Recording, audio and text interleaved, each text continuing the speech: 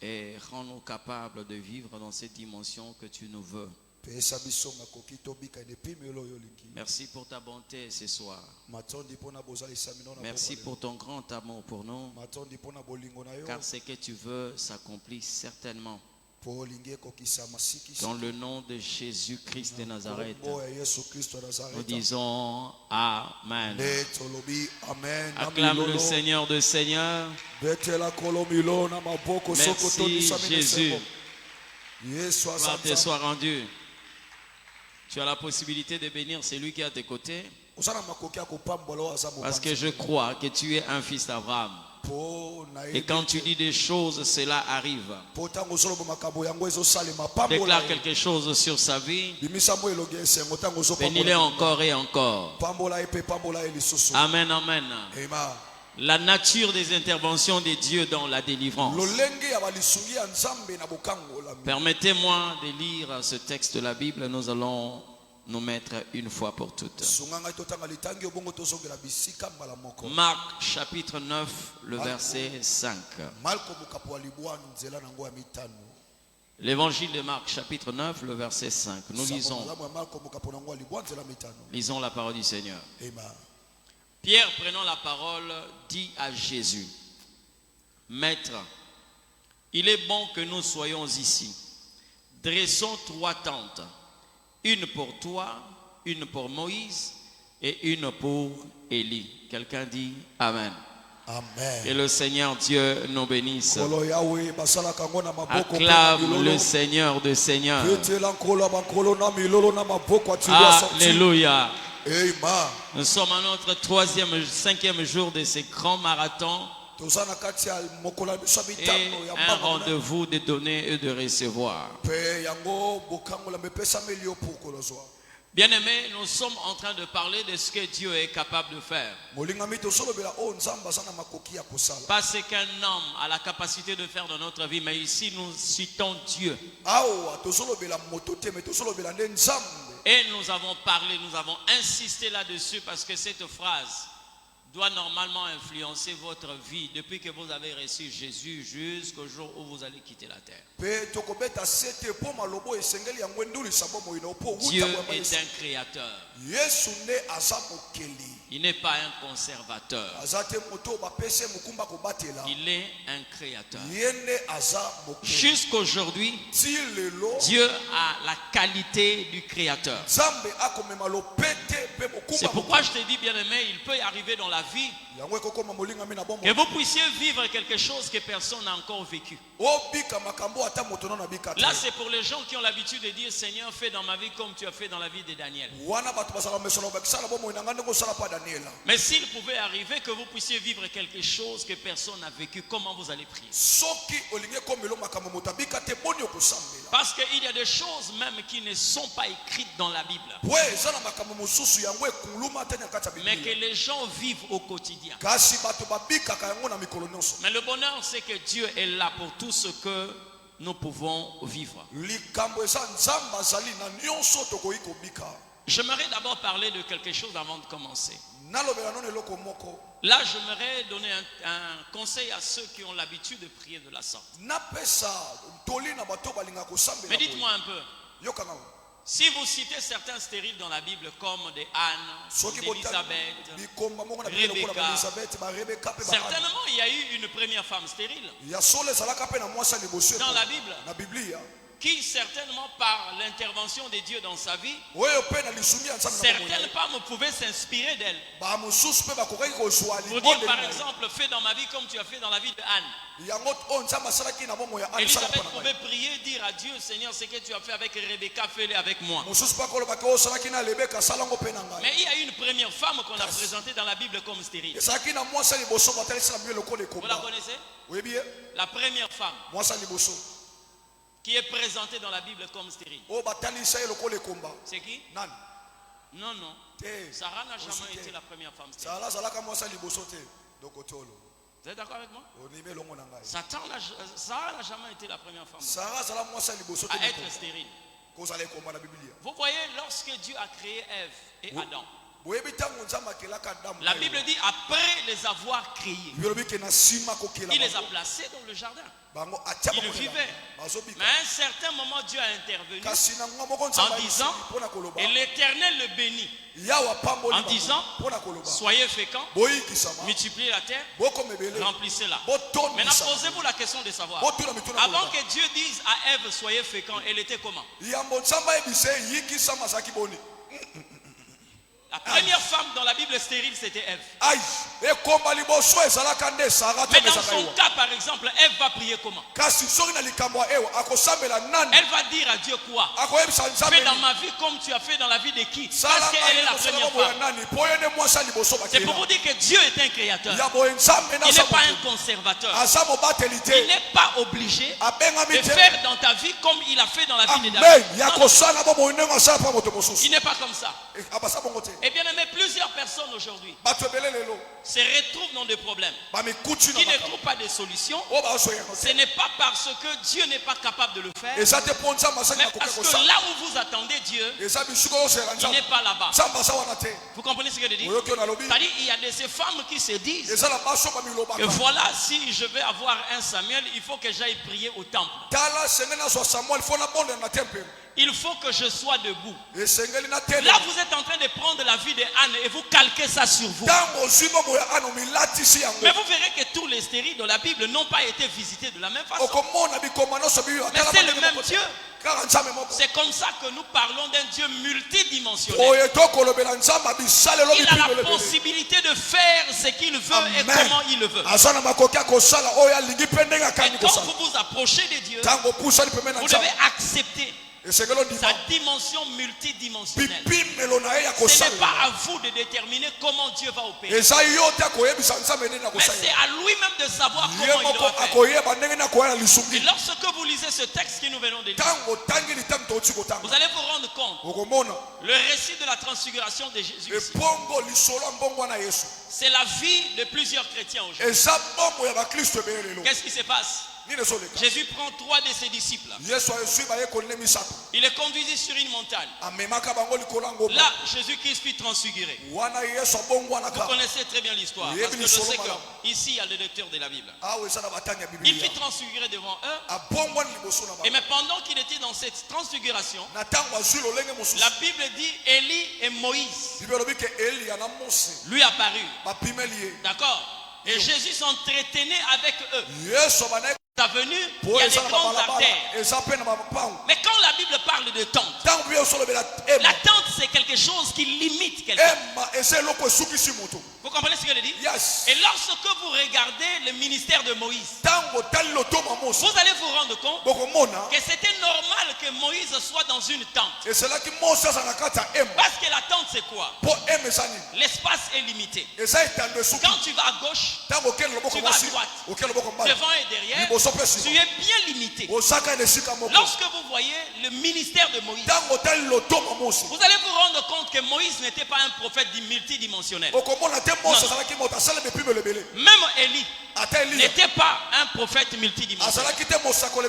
Il avait une spécialité là où il opérait.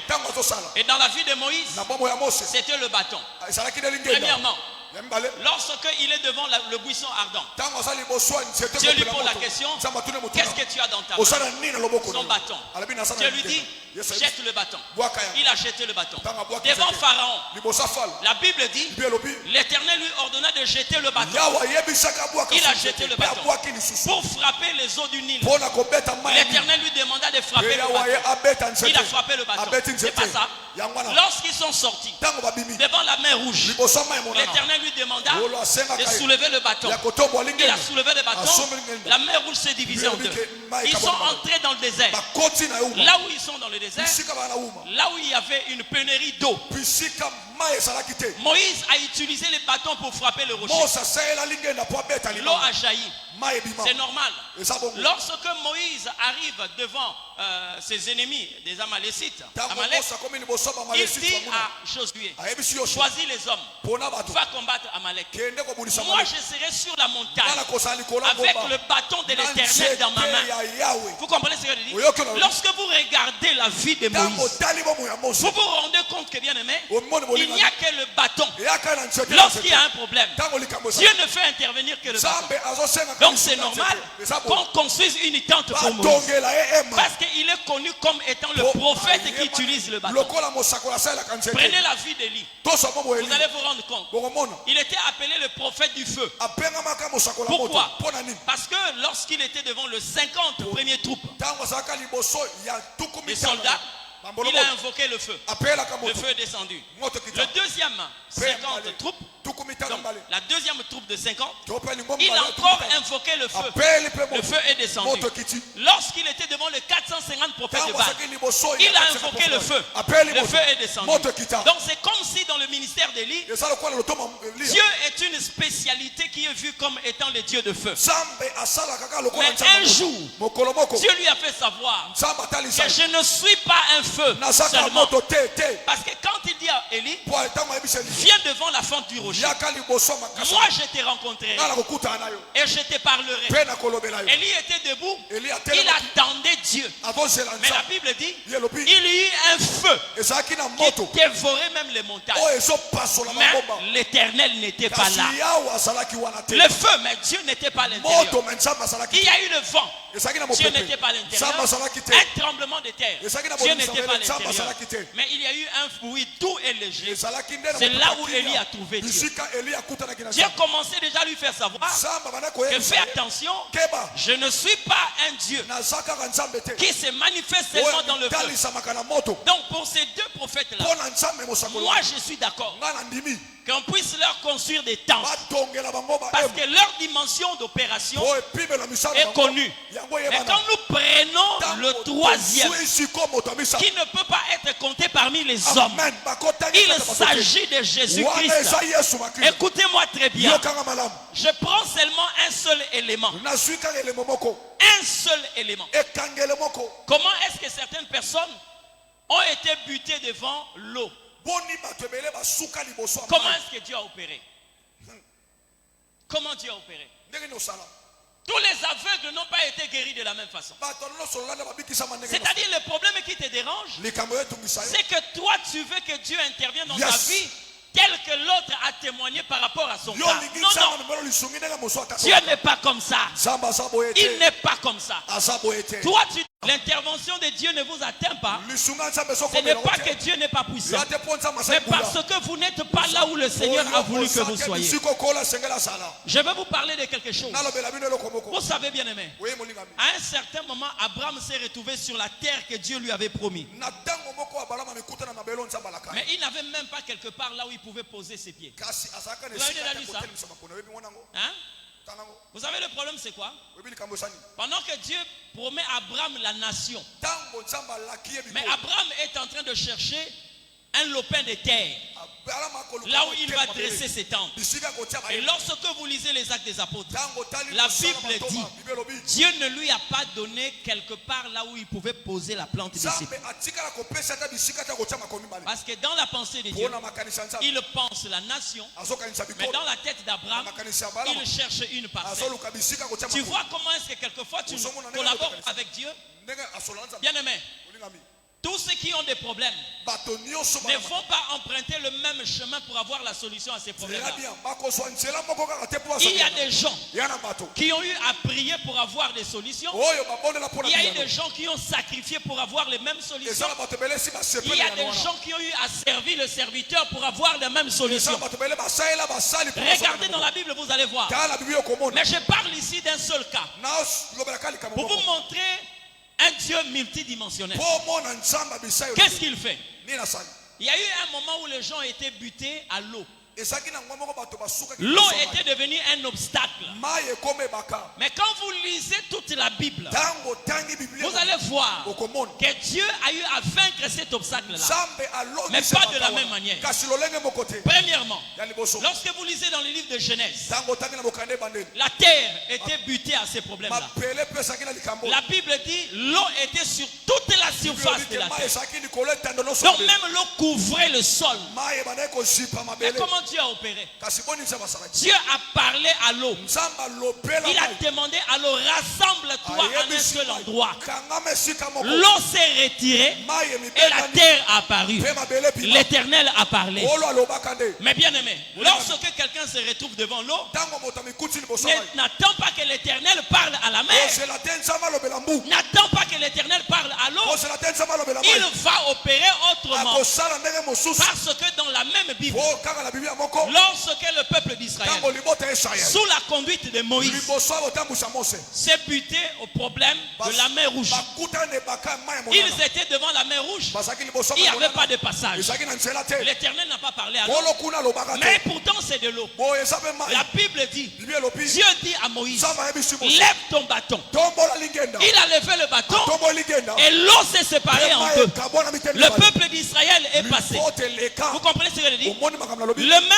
Le même cas, le même peuple, Israël, sous la direction de Josué, ils arrivent devant le Jourdain. Le bâton de Moïse n'était pas là. Vous comprenez ce que je dis? Mais il pouvait dire, qui a un bâton ici? Mais on pouvait se souvenir de ce que Dieu a fait avec Moïse. La mer Rouge, c'est l'eau. Le Jourdain, c'est l'eau. Mais l'Éternel Dieu dit aux sacrificateurs, avancez vos pieds et touchez l'eau du Jourdain. Quand les sacrificateurs qui portaient l'arche de Dieu ont touché le Jourdain, la Bible dit, l'eau se sépara en deux et ils passaient. Vous comprenez ce que je dis? Le même Dieu, mais il n'opère pas de la même façon. Le même Dieu, mais il a plusieurs systèmes. Il a plusieurs mécanismes pour apporter des solutions au même problème. Mais ce n'est pas fini. Ce n'est pas fini. Lorsque un prophète de Dieu, il s'appelait Élie, il se retrouve devant le Jourdain. Là, il est devant le Jourdain. Là où l'Éternel a demandé aux sacrificateurs de marcher sur l'eau. Élie est devant là. Dieu a utilisé deux choses différentes. La première des choses, c'était le manteau d'Élie. La deuxième des choses, c'était la main d'Élie. C'est-à-dire, il a utilisé la main et le manteau d'Élie. Quand Élie a frappé les eaux du Jourdain, les eaux du Jourdain se sont séparées. Élie est passé. Ce n'est pas fini. Au retour, Élisée est rencontré encore par cet obstacle-là, le Jourdain. Quelqu'un va me dire, mais il a utilisé le manteau d'Élie. Non, ce n'était pas la même chose. Là, l'Éternel a utilisé la main d'Élisée et le manteau d'Élie. Deux choses tout à fait différentes. Là, à l'aller, il utilise la main d'Élie lui-même et son manteau. Au retour, il utilise la main d'Élisée et le manteau d'Élie. Alors quelqu'un va me dire que c'est une même chose. Ce n'est pas la même chose. Parce que lorsque la Bible parle de l'odeur d'Ésaü et la main d'Ésaü, l'odeur d'Ésaü et la main d'Ésaü, c'est une autre chose. Lorsque la Bible parle de l'odeur d'Ésaü, sa main, on connaît qu'il était venu. Mais il y a quelque chose que son père a soulevé. Si vous sentez l'odeur d'Ésaü, vous devez écouter la voix d'Ésaü. C'est une autre personne. Mais lorsque Jacob s'est approché, le père a posé la question. Mais je sens l'odeur d'Ésaü, mais la voix c'est la voix de Jacob. Ça veut dire que c'est une autre personne. Donc Dieu a utilisé autre chose pour faire traverser Élisée. Mais pourtant, c'était le même Jourdain. Mais Dieu c'est un Dieu multisystème. Dieu c'est un Dieu multisystème. Vous comprenez ce que je dis? Écoutez-moi très bien. Dieu n'est pas obligé de passer par là où vous voulez qu'il passe. Tu as un problème. Tu as eu des gens qui ont témoigné sur le problème que tu as. Et ils ont eu la solution. Mais ne prie pas Dieu pour qu'il agisse comme il agit dans la vie de ces gens-là. Non. Non. Dieu ne travaille pas de la sorte. Mais il est arrivé un jour. Lui-même le Christ est venu. Il était aussi devant l'eau. Parce que là la Bible dit que les bacs qui étaient là, les gens l'avaient amené. Là où était Jésus, il n'y avait pas le bâton de Moïse.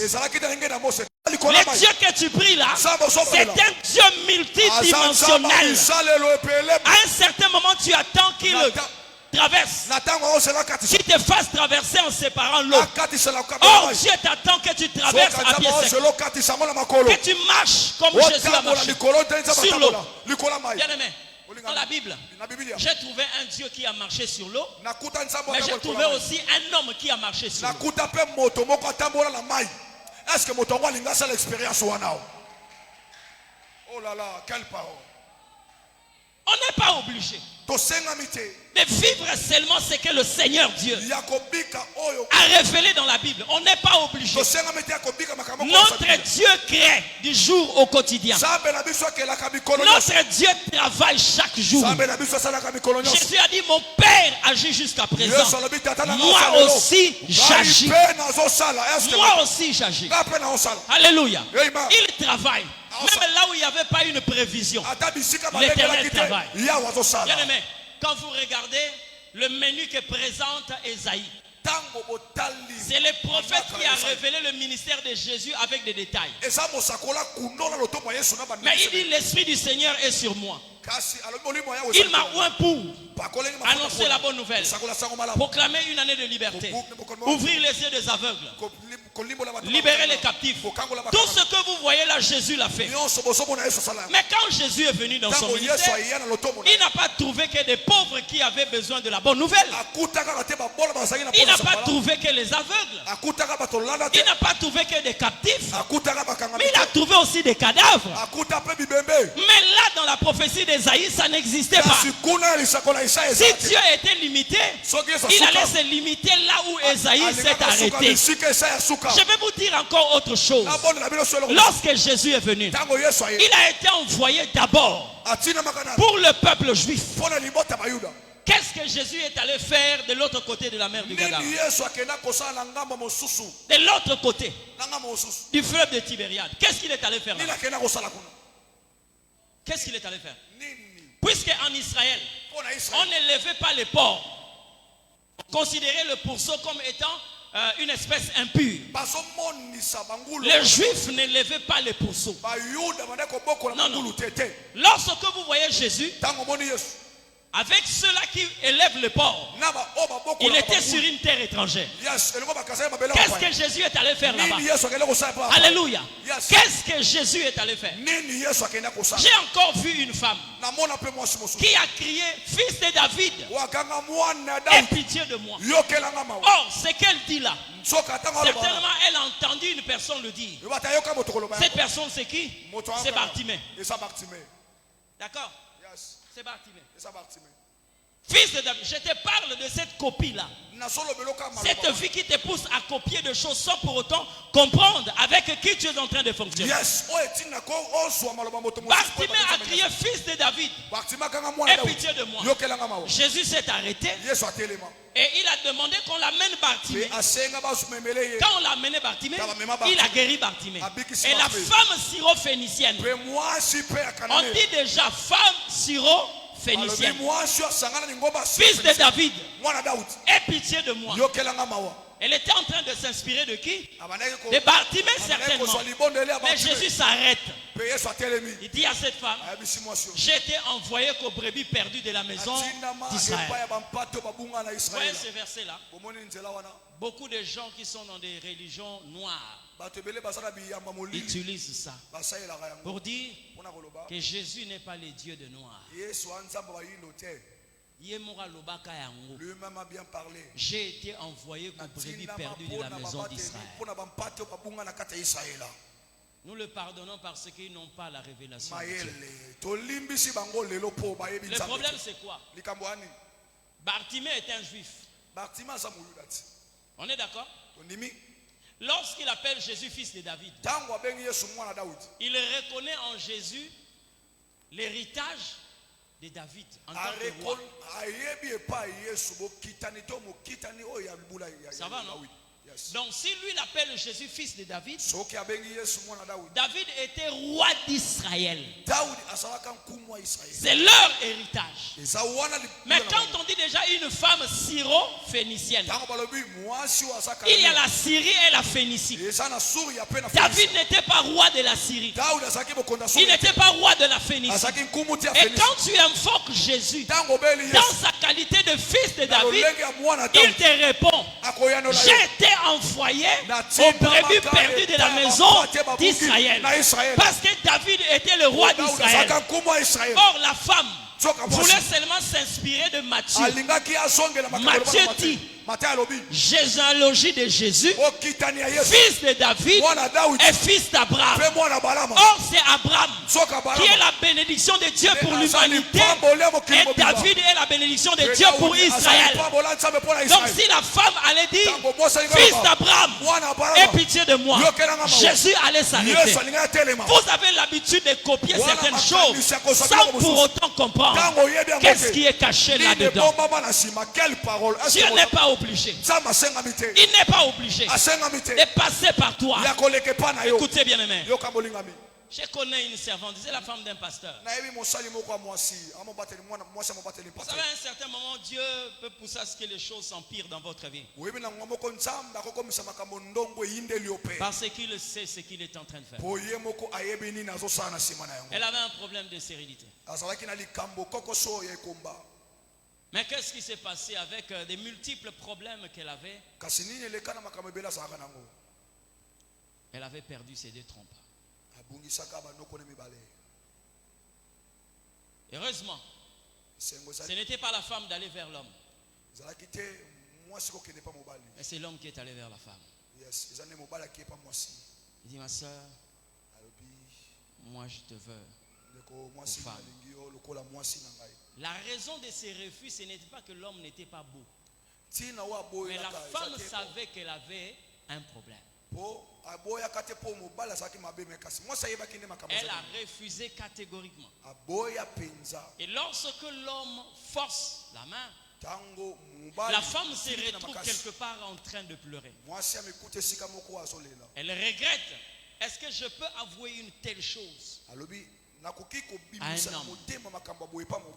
Mais quand l'homme rentre, le Seigneur lui dit: c'est celle-là.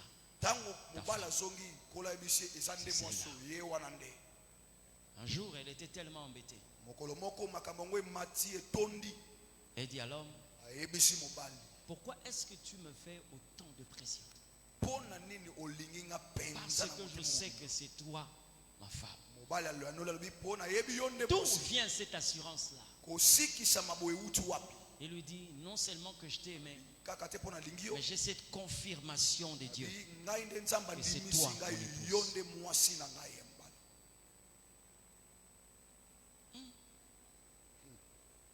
C'est moi ton épouse? Oui, c'est toi mon épouse. Après plusieurs temps, la femme a fini par céder. Mais en avouant à l'homme ce qu'elle était réellement. Tu vois ce que je suis? Je ne suis pas des trompes. Et quand elle a commencé à faire couler les larmes, l'homme s'est rendu compte que c'est sérieux. Voilà ce que j'ai connu. Voilà, tel que je suis là. Je ne suis pas des trompes. Elle vient à la maison. Ils ont prié, hein? Prier. Une année, 2 ans, 3 ans, 4 ans, 5 ans. Mais quand ça dure comme ça, l'homme se rend compte que, bon, de toutes les façons, c'est normal. Donc peut-être que Dieu voulait que nous puissions vivre comme ça. La femme avait un médecin. Et le médecin connaît très bien la situation de cette femme. Très bien. Parce que c'est un médecin de famille. Un jour, la femme se sentait très mal en point. Vomissement, fatigue. Et quand elle se rend à l'hôpital, Dieu est tellement merveilleux qu'il ne trouve pas ses médecins ces jours-là. C'est une femme qui était là. En voyant les signes qu'elle présentait, elle dit à la femme: on va vous faire passer un test. Elle a ausculté la femme et s'est rendue compte qu'elle avait déjà une grossesse. Elle a fini par conclure que voilà, la grossesse est déjà avancée, 1 mois et 1 semaine et tout. Maintenant, quand le médecin vient, quand le médecin arrive, il trouve ses rapports et il dit à son collègue médecin: de quelle personne vous êtes en train de parler ici? Parce qu'il a vu le nom. Je prends un exemple. C'est quelle Albertine ça? Parce que je vois le prénom et le nom, c'est comme quelqu'un que... Oh non, voilà, la femme est comme ça, comme ça. Dis non, non, il ne faut pas... faut pas dire ça. Il ne faut pas dire ça. Il ne faut pas dire ça. Il ne faut pas dire ça. Et quand le prochain rendez-vous, la femme revient. Parce que les résultats étaient un peu sous suspense. Quand la femme vient, elle commençait déjà à entendre certaines choses, mais elle certainement, bon, elle rose à l'examen, pas confusion à la rébellion. Bon, c'est aussi quelqu'un que j'ai trouvé, mais j'attends mon médecin. Elle vient avec son mari, le pasteur. Très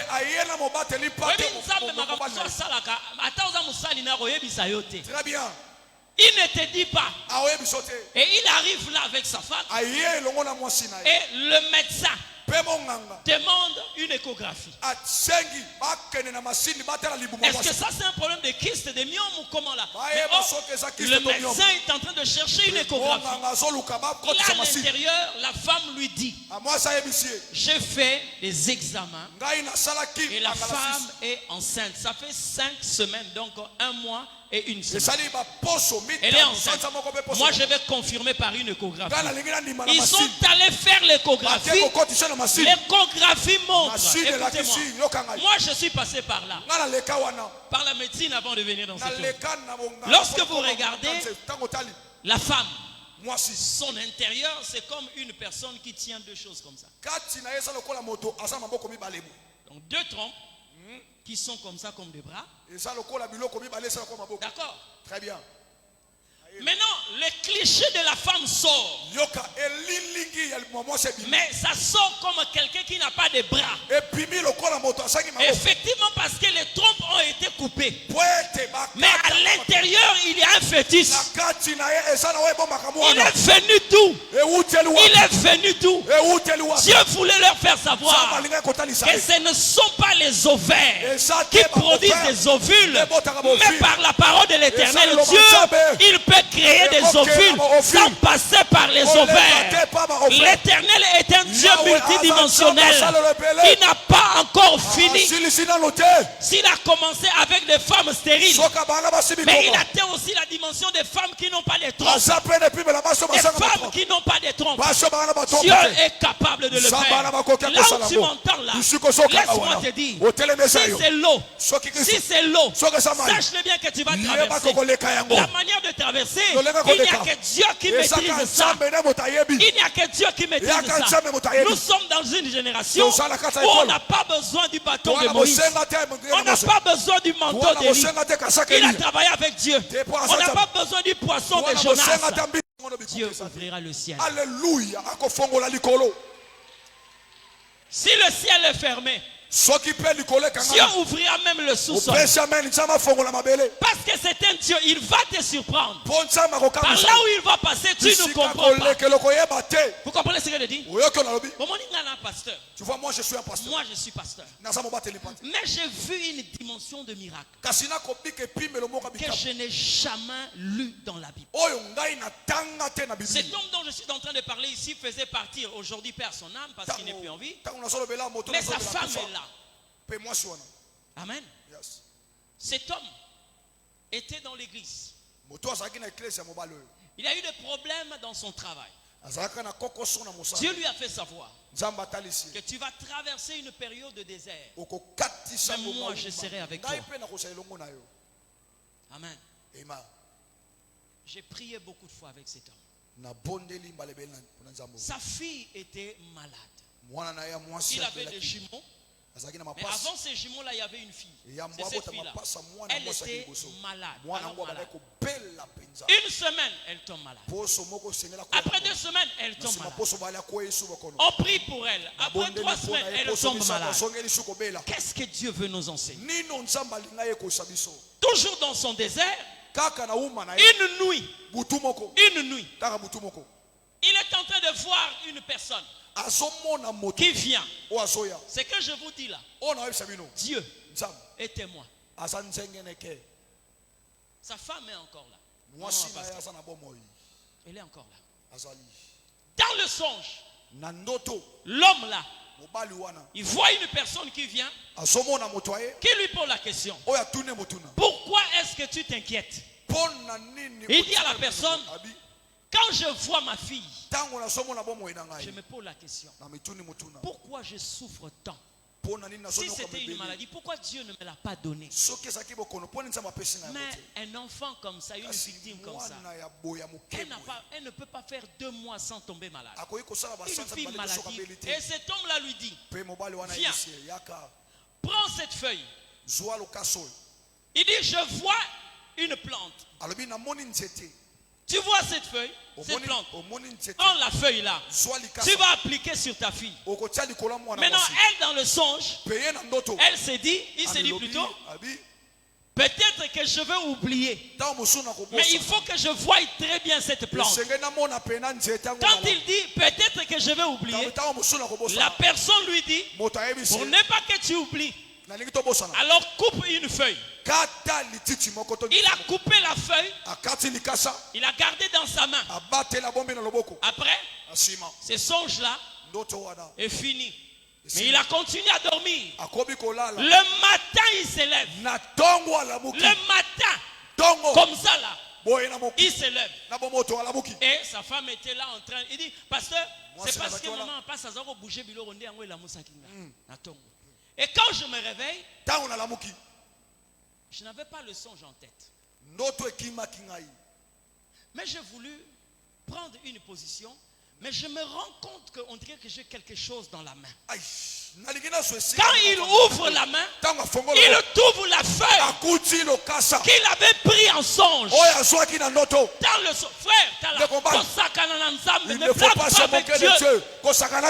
Il trouve une feuille dans sa main. Et il commence à dire à sa femme: maman, pas ça. Regarde d'abord cette feuille. Mais qu'est-ce qu'il y a? Mais ça, il casse. Non, je vais te raconter. Il faut que nous puissions aller chez le pasteur. Très tôt le matin, 6h30, j'étais encore en train de prier. J'attends à la porte les gens qui tombent. Ma femme sort. Il le trouve là-bas à l'extérieur. Qu'est-ce qu'il y a? Faut tout le monde à papa. Ils se sont installés au salon. Jusqu'à ce que je finisse, il m'a raconté l'histoire. Je lui ai dit: qu'est-ce que cet homme-là t'a dit? Il m'a dit d'appliquer cette feuille-là sur l'enfant. J'ai dit: ce qu'il te demande, fais-le. Il a appelé sa fille. Il a appliqué la feuille. On n'a pas dit de prier. Il a seulement appliqué la feuille. Depuis ce jour-là jusqu'à nos jours, cet enfant n'est plus tombé malade. Le Dieu que nous servons là, c'est un Dieu multidimensionnel. Dieu de paix. Possibilité na yo ya kokangola bomoi nanga ma capacité na yo ya intervention. Gloire à ton nom, le puissant sauveur. Nous sommes déclarés qu'il y a une méthode. Gloire à ton nom, le puissant sauveur. Jésus. Pendant que tu es en train de prier, une dimension s'ouvre dans ta vie. Une autre dimension s'ouvre dans ta vie. Gloire à ton nom, Seigneur. Gloire à ton nom, le Dieu puissant. Gloire à ton nom, le puissant sauveur. Oh Jésus, il est capable. Ma méthode de travail est silité. Ma style de faire est silité. Une particularité dans mon moïnanga. nazondima na bakapasite na yo nakotondisa yango nzambe bakoki na yo nakosala na vi na nga le Dieu de paix, nakotatola nazodeklare le Dieu de paix, nazopublie possibilité na yo ya kokambola ya kobikisa le roi de gloire, na bomoi na nga le Seigneur de Seigneur. nzamba nguya Prie Dieu, prie Dieu, prie Dieu. Oh Dieu tout-puissant, nazokroire bamoye na yo eza illimité bakoki na yo eza illimité. Je te laisse le temps de prier. Je te laisse le temps de prier. Ouvre cette dimension multidimensionnelle de Dieu. Seigneur, je suis prêt. Seigneur, je suis prêt. Seigneur, je suis prêt à vivre même des choses que les gens peuvent qualifier de sorcellerie. Seigneur, je suis prêt à vivre des choses que les gens vont qualifier de magie. Je suis prêt. Gloire à ton nom, le Seigneur de paix. Gloire à ton nom, le puissant sauveur. Gloire à ton nom, le prince élevé. Jésus, le roi puissant.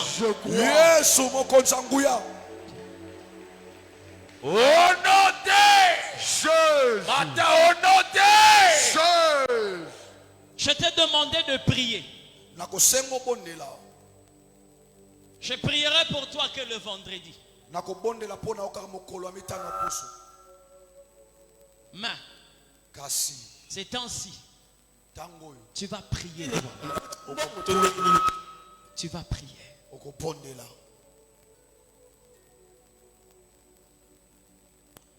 Vous croyez bien aimé que le Seigneur Dieu a permis que tu sois dans la situation là, c'est pour rien. Vous le croyez? Il y a des personnes dans ces lieux. Dieu n'a pas voulu qu'il intervienne dans votre situation qui donne l'impression d'être normal. Alléluia. Il y a des moments où tu attends Dieu dans la guérison, mais toi, lui, il t'attend dans la résurrection. Alléluia. Parce que la nouvelle de la maladie de Lazare, si Dieu l'avait guéri, ça n'allait pas faire beaucoup de bruit comme sa résurrection. Il y a des choses que Dieu complique dans ta vie. C'est par rapport à ce qu'il veut faire. Dans la dimension multiple de Dieu, il y a des personnes qui doivent être qualifiées d'occultistes. Tu attends certaines personnes que les sorciers de ta famille te qualifient de sorciers. Parce qu'ils comprennent que ça c'est une autre dimension. Les choses qu'on a fait. Normalement, s'il sort, c'est qu'il a une autre dimension de la sorcellerie élevée par rapport à ce que nous avons. Lorsque je te dis de prier, de dire à l'Éternel, je suis prêt pour cette dimension multiple de la gloire de Dieu. C'est que nous avons appelé la multidimensionnelle de Dieu. Seigneur, je suis prêt à cette dimension. Lorsque je te demande de prier, alors prie l'Éternel. Libère dans ta vie cette dimension. Qui accepte que l'Éternel Dieu travaille comme il veut travailler. Élève ta voix et prie au nom de Jésus. Si c'est l'eau, je vais traverser. Si c'est le feu, je vais traverser. Comment ça va se faire, je ne sais. Mais c'est que je sais, je traverserai. Dans le nom de Jésus. Élève ta voix et prie le Seigneur. Prie le Seigneur. Oh Jésus. Gloire à ton nom, le prince de paix.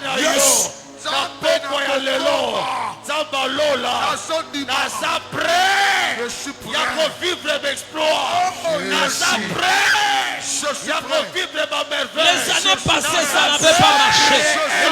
Mais je crois cette année. Je crois à la puissance de de Dieu. Je crois à l'onction de Dieu.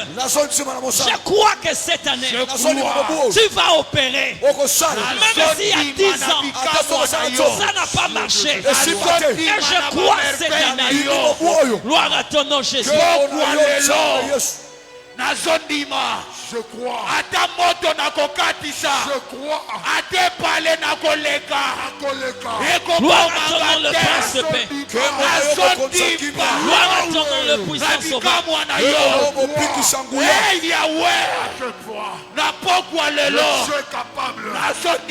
Jésus, Jésus, Jésus. Gloire à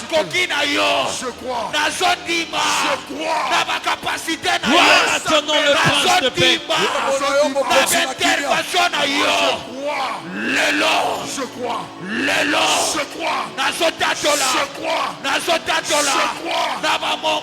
Gloire à ton nom, le Saint d'Israël. Les dieux de paix. Les dieux de paix. Alléluia. Les dieux de paix. Alléluia. Reçois l'honneur. Reçois la gloire. Prie Dieu, prie Dieu. Gloire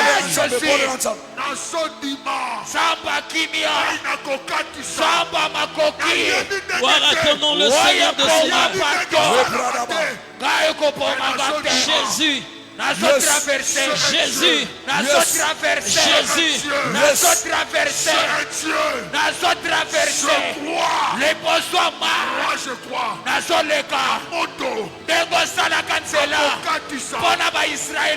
gloire à ton nom, le Saint d'Israël.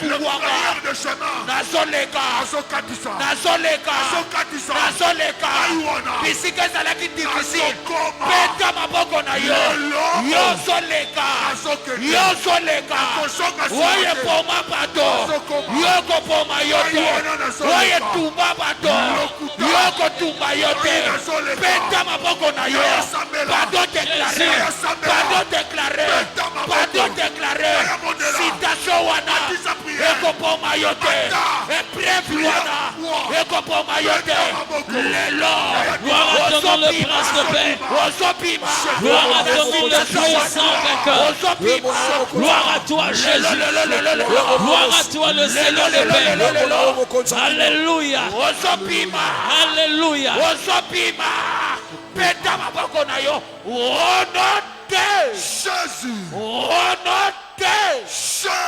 Bien-aimé, tu vas prier ce soir. Le temps est arrivé pour que tu brises la tente que tu as construite pour Dieu. Toi aussi, tu as construit une tente pour Dieu. Je l'ai dit ici, c'était normal qu'on construise une tente pour Moïse. Une tente pour Élie. Mais il ne faut pas construire une tente pour Dieu. Parce que l'homme ne peut pas limiter Dieu. C'est le langage qu'avait Abraham. Lorsqu'il a vu l'âge de sa femme, il dit à Dieu, laisse que Ismaël trouve grâce à tes yeux. Pourquoi tu as construit à Dieu? Qui t'a dit que tu vas réussir au travers de ton oncle qui est ministre? Qui t'a dit ça?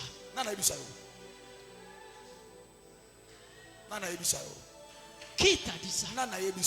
Généralement dans la vie, lorsqu'on voit une femme mariée, on attache son bonheur à son mari. Et elle-même devient comme idolâtre. Moi, je vais réussir seulement des restes. J'ai connu une femme dans la Bible. Elle était la femme d'un prophète.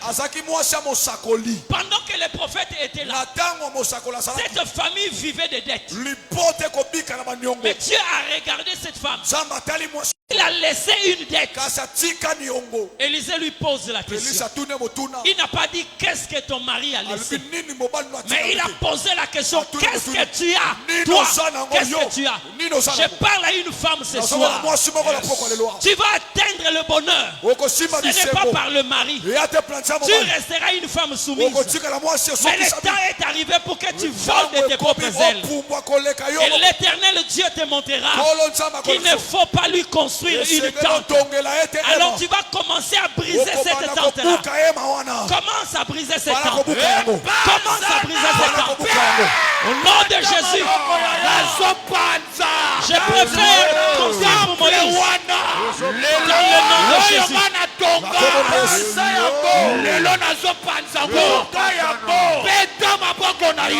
Prie le Seigneur. Prie le Seigneur. Prie le Seigneur.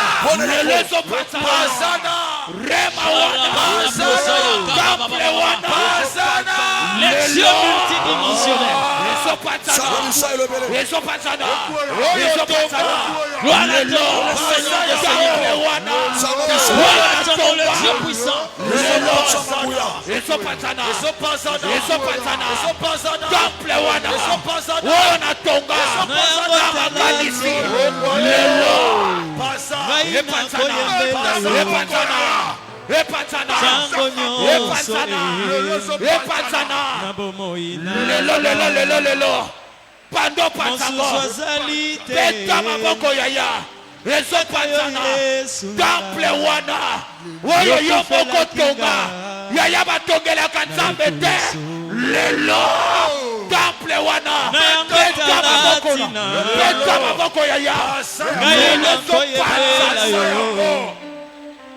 Sango nyonso Yeso patana le so patana mosusu azalite na bomo ina kaka Yesu lelo Yeso patana lelo osomata hallelujah hallelujah Sango nyonso Alléluia. Yaya Sambela. Yaya Sambela. Yaya Sambela. Yaya Sambela. Yaya Sambela. Yaya Sambela. Yaya Sambela. Yaya Sambela. Lelo. L'opité kakasikoyo. Osusu azalite. Opele kaka Yesu. Opele kaka Yesu. Oh Jésus. Sambalola. Les cieux de paix. Sabakinia. Amimoni sana vina yo. Yaya Sambela. Yaya Sambela. Yaya Sambela. Yaya Sambela. Yaya Sambela. Yaya Sambela. Lelo. Déclare-le dans ta prière. Lelo. Ça se passe aujourd'hui. Alléluia. Alléluia. C'est la prière, Yaya. Il y a quelque chose qui se passe dans ta vie. Il y a quelque chose qui se passe dans ta vie. Prie là où tu es. Il y a quelque chose. Alléluia. Alléluia. Alléluia. Le Dieu tout-puissant est là. Le Dieu. Le multisystème. Capacité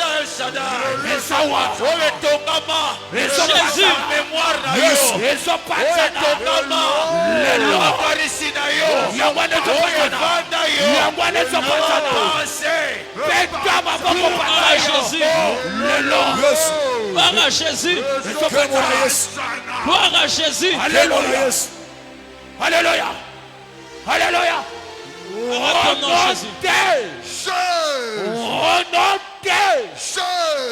Je suis venu annoncer à quelqu'un une nouvelle ce soir. Lorsque tu regardes ce que tu gagnes comme salaire, c'est ce qui t'enlève dans la tête la pensée de construire une maison propre à toi. Ce salaire-là fait que tu sois seulement coopté à une vie de location. Quand tu regardes ton salaire, tu peux déjà imaginer où est-ce que tu peux scolariser tes enfants. Là où tu peux scolariser tes enfants. Quand tu entends par exemple des enfants qui ont des aspirations comme quoi je vais aller étudier à l'étranger, c'est considéré pour toi comme une insulte. Quand tu vois ton vécu quotidien, tu vois ton salaire, et tu vois ce que l'enfant est en train d'exiger. Pourquoi tu as construit une tente à l'Éternel? Pourquoi? Je ne sais pas si ta Bible dit la même chose. Mais moi, ma Bible me dit, ce n'est pas que le juste vivra par leur salaire. La Bible me dit, le juste vivra par la foi. Il est arrivé le moment, par la foi, tu paieras une maison qui ne sera pas égale à ton salaire. Par la foi, tu donneras à tes enfants une vie que ton salaire ne peut pas te donner. Bien-aimé, avoir la foi, c'est plus qu'avoir un salaire costaud. Il est arrivé le moment où on doit briser tous ces tentes-là. Laisse l'Éternel par la foi opérer ce qu'il peut opérer dans la vie de quelqu'un. Tu vas élever ta voix. Déclare cette vie que ton salaire ne peut pas te donner. Déclare cette vie que ton salaire ne peut pas t'apporter. Parce que ici, il s'agit de la dimension multidimensionnelle de Dieu.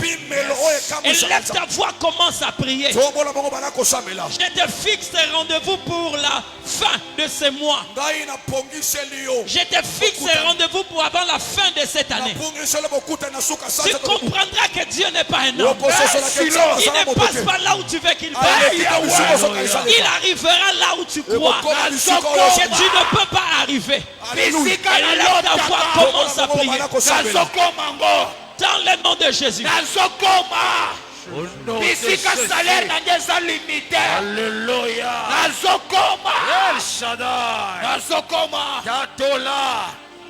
Déclaré. Nazokoma. Loin.